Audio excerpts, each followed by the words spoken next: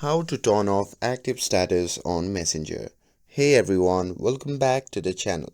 In today's video, I'm going to show you how you can easily turn off active status on Messenger so others can't see you when you are online. So without further ado, let's get started. So first thing first, open the Messenger app on your phone and make sure that you are logged into your account. And now once you're inside the app, simply tap on the three dash icon shown in the bottom right corner of the screen. And once you are in your menu section, you can see the option labeled as settings. So simply tap on that.